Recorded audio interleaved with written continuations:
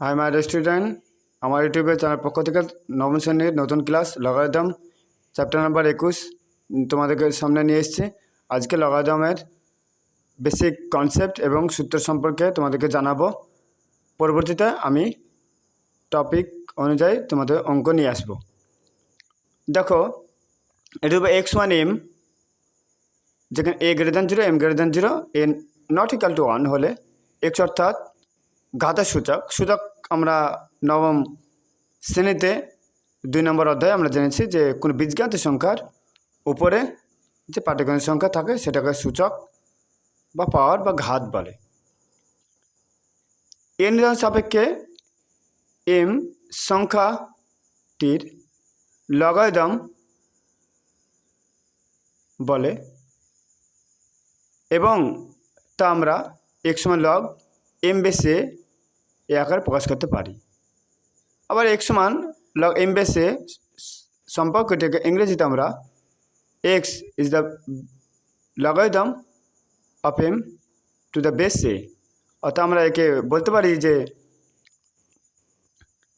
x যেটা সংখ্যা m যার বেস অর্থাৎ সেই লগারিদমের বেস হলো a। সুতরাং এবার x সমান যদি m হয় তাহলে x সমান লগ m বেস a এবং বিপরীতকে আমরা লিখতে পারি x সমান লগ m বেস a হলে এবার x সমান m হবে। আরও কয়েকটি এক্সাম্পল নিয়েছে। দেখো 2/6 সমান 64 লগ 64 বেস 2, যা অ্যান্সার আছে 6। 2 নম্বর 3/-4 সমান 1/3/4, অর্থাৎ সূচকের নিয়ম অনুসারে জানি আমরা যদি অনন্যক হয় তাহলে যে পাওয়ার থাকে সে পাওয়ার সাইনটা চেঞ্জ হয়ে যায়। দেখো লগ 1/81 বেস 3, তার মান হচ্ছে -4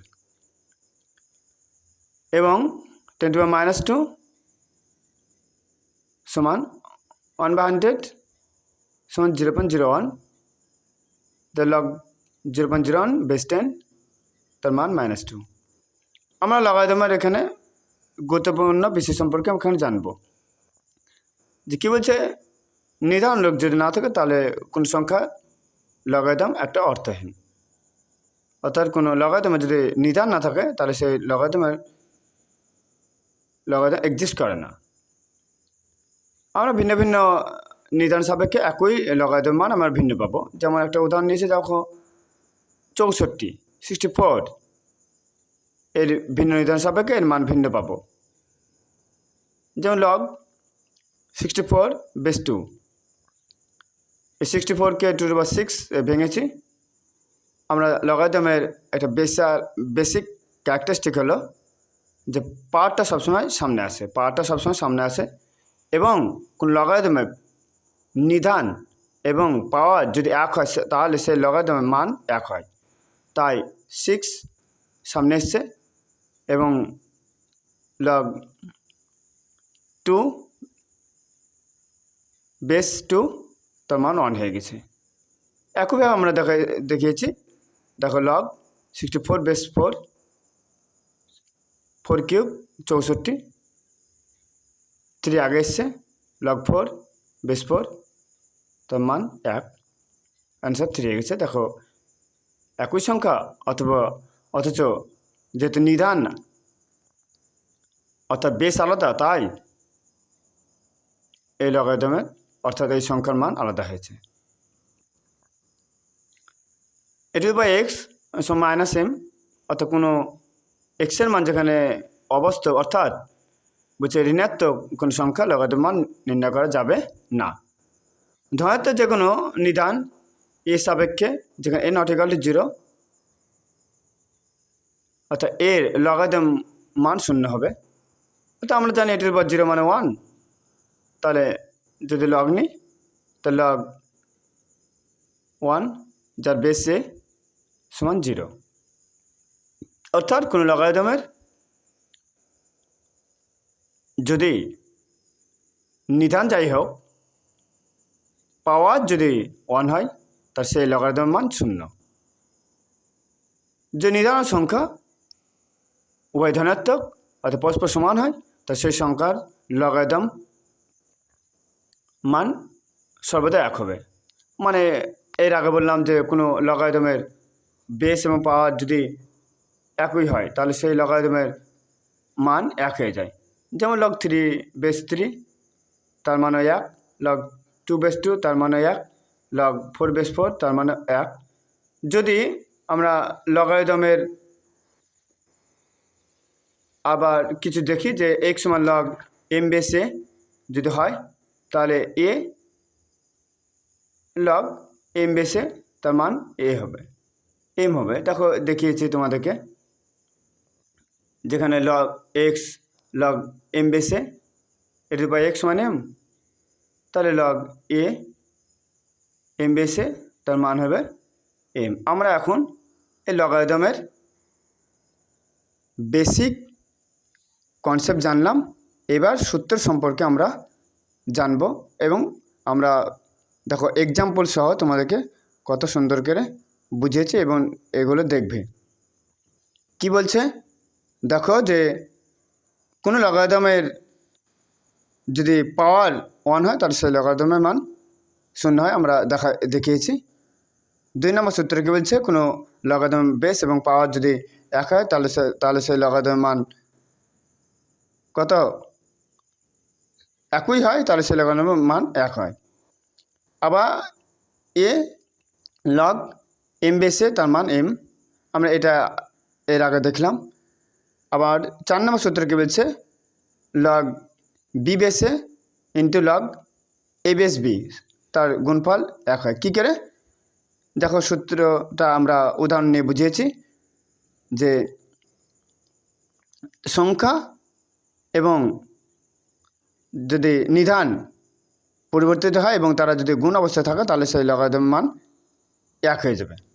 দেখো log 3 base 2 into log 2 base 3, log 3 by log 2, log 2 by log 3 কেটে গেছে 1। 5 নম্বর সূত্র কি বলছে, লগ a বেস b যদি হয় তাহলে অনন্যক হলে লগ b বেস a হয়ে যায়, তার মানে পাওয়ারটা নিধানে যায়, নিধানটা পাওয়ারে যায়। এটা উদাহরণ নিয়েছি। দেখো বলে দিয়েছে অনন্য করলে নিধান ও সংখ্যার স্থান পরিবর্তন হয়।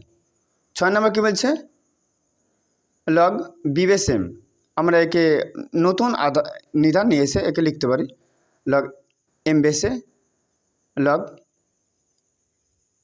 এ বেস বি। দেখো লিখেছি উদাহরণ দিয়ে, লগ 5 বেস 3, নতুন লগ নিয়ে এসেছি, নিধান 2 নিয়ে এসেছি, অর্থাৎ log 5 base 2 log 2 base 3, log 5 by log 2, log 2 by log 3, log 2 কেটে গেছে, যে উপরে আছে উপরে থাকবে, অর্থাৎ সংখ্যা সংখ্যা আর বেস বেস। আমরা লগারিদমের 7 নম্বর যে সূত্র সেটা বিশেষ ইম্পর্ট্যান্ট, সেটা হলো যদি লগারিদমে গুণ থাকে এবং নিধান যদি একই থাকে, সংখ্যাগুলি গুণ অবস্থায় থাকে, তাহলে আমরা যোগ আকারে লিখতে পারি। যেমন লগ এ, দেখো গুণ অবস্থায় m1 m2 m3 up to mn, তাহলে আমরা যোগ আকারে লিখতে পারি log m1 base a log m2 base a log m3 base a up to log mn base A.